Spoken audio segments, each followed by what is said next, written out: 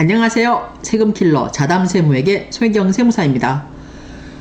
가을이 물을 끓고 있습니다. 보니까 이제 단풍도 이제 많이 내려온 것 같고요. 이 가을 이제 얼마 안 남은 것 같은데 여러분 어떻게 이 가을 잘 지내고 계십니까? 저희도 주말에 이제 추수가 이제 거의 막바지에 다다른 것 같아가지고 이제 일요일이었죠. 어제는 이제 추수를 하고 왔습니다. 추수도 했고 그 다음에 이제 좀 마늘도 멀칭을 했고요. 비닐 멀칭 했고 고구마 좀 캤고 생강도 한 몇 알 갖고 왔습니다. 그리고 마도 좀 캐고 이렇게 해서 왔고 이제 토요일은 좀 저희가 내부적으로 좀 이제 일을 처리했고요. 이제 월요일 이제 보다 활기차게 시작한 한 주가 되려고 이제 오늘 여러분을 찾아뵙고 있습니다. 오늘 여러분께 제가 소개시켜 드릴 내용은 저희가 일상생활에서 가장 많이 접하고 있는 사항 중에 하나입니다. 부가가치세와 관련된 내용이고, 그리고 연대납세 의무, 그리고 공동사업자, 이렇게 세 가지 내용 이제 키워드로 이제 정리를 해볼 수가 있는데, 이 내용에 대해서 저희 사무실 과장님께서가 홈택스에 질의했던 내용입니다. 자, 화면을 바꾸어 가지고 여러분, 자, 저와 함께 보도록 하겠습니다. 자, 내용은요. 일반과세자, 공동사업자, 부가가치세, 체납분 관련된 사항입니다. 자, 한번 내용 같이 보실래요? 자, 보시면은 기존 단독사업자 A가 운영하는 배달음식점 사업자의 B가 사업연도 중에 공동사업자로 이제 참여하려고 합니다. 그런데 알아보니까 기존의 단독사업자인 A 사장님께서 부가가치세 2천만원 정도가 체납이 되어 있다라고 하네요.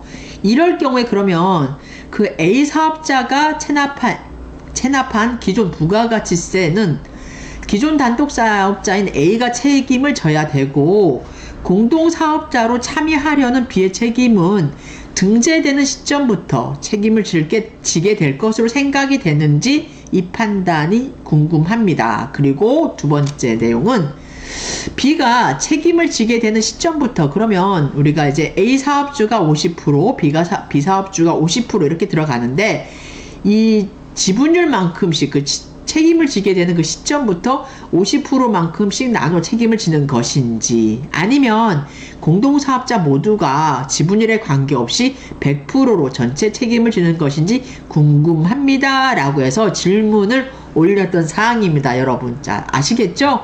첫 번째, 기존 사업자가 체납한 부가가치세 2천만원을 과연 새롭게 투입되는 그 사장님인 B사업주도 같이 책임을 져야 되는지, 그리고 두 번째는 공동사업자로 참여하는 그 시점부터 이제 지분율 반반으로 가는데, 그럼 50% 가는데, 이 시점부터 그 사업장과 관련된 부가가치세를 50%씩 나누어서 책임을 지는지, 아니면 전체적으로 100%로 책임을 져야 되는 것인지, 이 사안에 대해서 질의를 올렸던 것입니다. 자,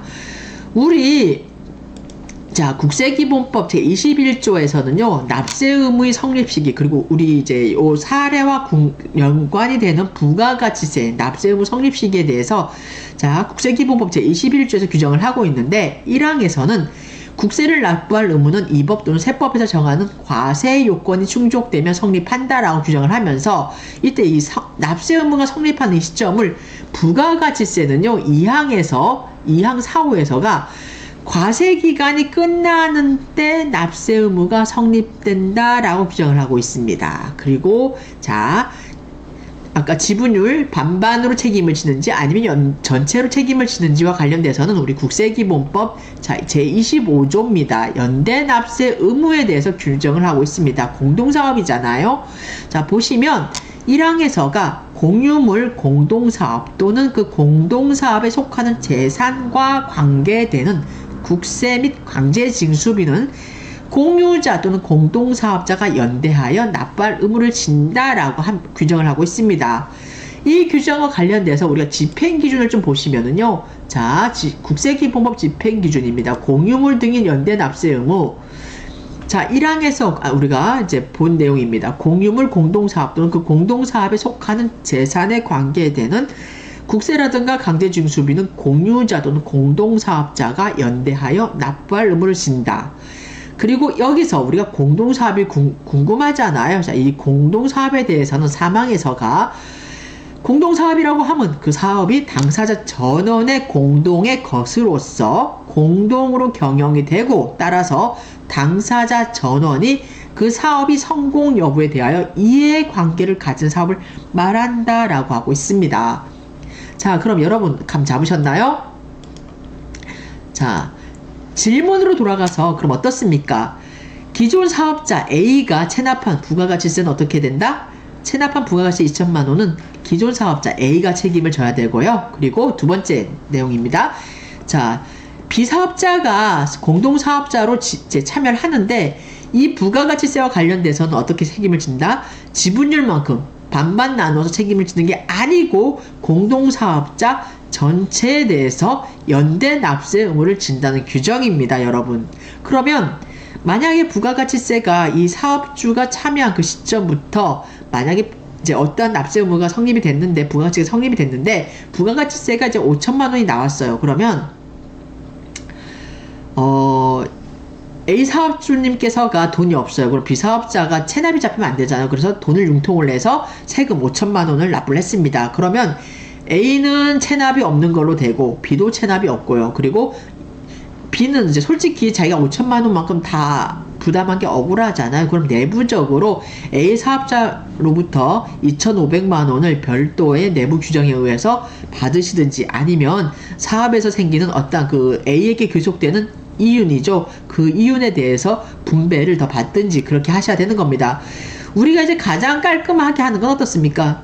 세금 공동사업자로 운영하는 그 사업과 관련돼서는 어떻습니까? 모든 세금을 다 성실하게 납부하고 나서 남는 마진이 있잖아요.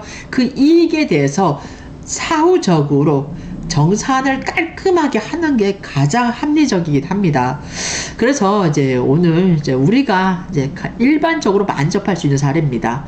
이렇게 요즘 굉장히 이제 인터넷 뭐 우리가 이제 유튜브라든가 그리고 어떻습니까? 인스타그램 이런 게 굉장히 많이 활성화되어 있다 보니까 어때요? 이제 요 질의 사항은 저희가 이제 비사업자 입장에서 질의했던 사항입니다.